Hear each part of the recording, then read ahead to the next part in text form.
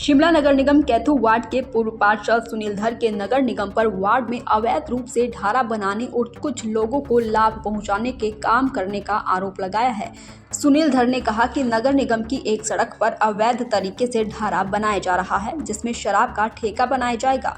इसमें यह क्षेत्र नशे का अड्डा बन जाएगा। सुनील धर ने कहा कि पिछले 2 सालों से कैथू में लगातार केवल कुछ चुनिंदा लोगों को लाभ पहुंचाने के लिए काम किया जा रहा है, जिससे वार्ड के आम लोगों को समस्याओं का सामना करना पड़ रहा है। सुनील धर ने कहा कि कैथू से अनाडेल की ओर उतरने वाले रास्ते पर नगर निगम एक ढारा बना रहा है, जिसमें आने वाले समय में उनकी जानकारी के मुताबिक शराब का ठेका बनाया जाएगा। उन्होंने कहा कि अगर नगर निगम खुद ही अवैध ढारे बनाने लग जाए तो अन्य लोगों को कैसे रोक पाएंगे। इस इलाके में शराब का ठेका बनने से पूरा इलाका नशे का अड्डा बन जाएगा। नगर निगम राजस्व बढ़ाने के लिए अपनी दुकानों पर ज्यादा ध्यान केंद्रित करे, न कि शराब बेचने से ज्यादा राजस्व बढ़ पाएगा।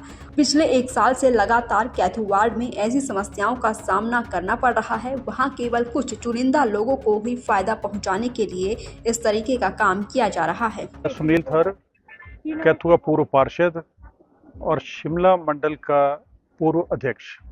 कैथू में पिछले 1 साल से समस्या ही चली हुई है। अब हम लेटेस्ट अभी मेरे को पता चला है कि कैथू से ये कैपिटल होटल से एक उतराई उतरती है जो कैथू को कनेक्ट करती है और अनाडेल को कनेक्ट करती है। उस रास्ते पे एक ढारा बनाया जा रहा है और उसमें सुनने में ये आ रहा है कि शराब का ठेका खोला जाएगा। वो रास्ता बहुत टाइट रास्ता था, उसको भी हमने पिछले टेन्योर में मैंने खुद उस रास्ते को खुला किया था कि 2 गाड़ियां वहां से आसानी से निकल सके। एक तो खड़ी चढ़ाई है वहां पे, और दूसरा अगर कॉरपोरेशन ही इलीगल ढारे बनाएगी तो आम आदमी को कहाँ रोक पाएगी। वो अगर कॉरपोरेशन ने रेवेन्यू इकट्ठा करना ही है तो मेरी जानकारी के हिसाब से जो शिमला में कॉरपोरेशन की दुकानें हैं उसमें से कम 30-35% किराया कॉरपोरेशन को नहीं मिल रहा है। अगर कॉरपोरेशन उस एंड से अगर रेवेन्यू अपना इकट्ठा करना चाहेगी तो काफ़ी रेवेन्यू इकट्ठा हो जाएगा। ये ढारे बना के शराब बेच के ये रेवेन्यू इकट्ठा नहीं होगा। कॉरपोरेशन के पास बहुत काम है, बहुत रेवेन्यू जनरेट किया जा सकता है, पर इस ढंग से लोगों को परेशान करके ये जहाँ पे भी ये बन रहा है वो एक सुनसान जगह है, वहाँ पे एक नशेड़ियों का अड्डा बन जाएगा। उसके पीछे एक जंगल है और वो जंगल इसी पर्पज़ के लिए यूज़ किया जाएगा जहाँ पे एक नशेड़ी, चाहे वो किसी भी किस्म का नशा करेंगे, वो सारे नशेड़ी उसी अड्डे पे पाए जाएंगे। जब वो लीगली एक ठेका खुल जाएगा वहाँ पे तो आप किसी को रोक नहीं पाओगे। चढ़ाई पे वहाँ गाड़ियाँ चढ़ती है, एकदम से कोई शराब पी के सामने आ गया, कुछ आ गया तो बड़ी मुश्किल हो जाएगी आने वाले समय के लिए। लोग वहाँ से चलती है, माताएं चलती है, बहनें चलती है, तो लोगों का चलना भी मुश्किल हो जाएगा। सुनसान सड़क है, सुनसान सड़क पे लोगों का चलना बहुत मुश्किल हो जाएगा।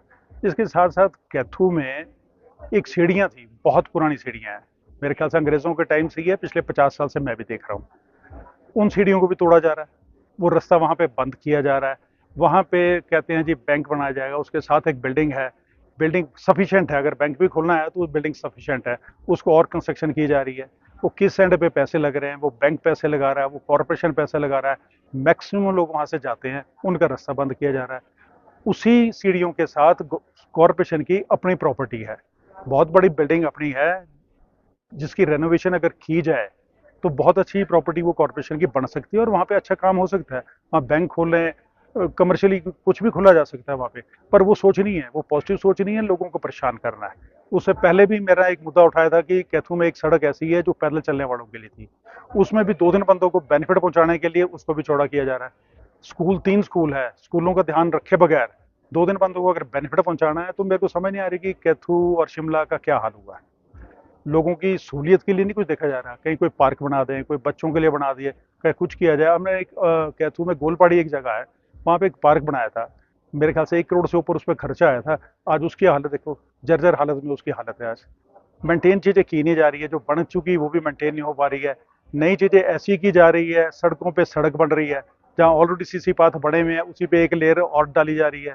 तो नालियाँ जो बनी हुई है उन्हीं नालियों को और रिपेयर किया जा रहा है जो ठीक हालत में है, उस ढंग से काम हो रहे हैं। तो समझ नहीं आ रही कि कॉरपोरेशन क्या काम कर रही है। चुनिंदा लोग, जो जैसे मैं आपको रोड की बात कर रहा हूँ, रोड खुल रहा है उसमें 3 या 4 लोगों को बेनिफिट है और पूरा कैथू सड़क पे चलता है। बच्चे स्कूल आते हैं, तारा हॉल के मैक्सिमम बच्चे वहाँ से आते हैं, दयानंद के बच्चे हैं, Saint Thomas school, government school, grammar school है वहाँ, हिमालयन स्कूल है, कई स्कूलों के बच्चे वहाँ से चलते हैं। पेरेंट्स बच्चों को नीडर होकर भेज देते हैं कि चलो यहाँ पे कोई खतरा नहीं है।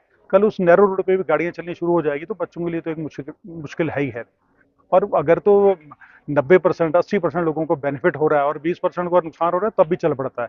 यहाँ पे 4-5 लोगों को बेनिफिट हो रहा है और मोर देन 95% लोगों को मुश्किल हो रही है।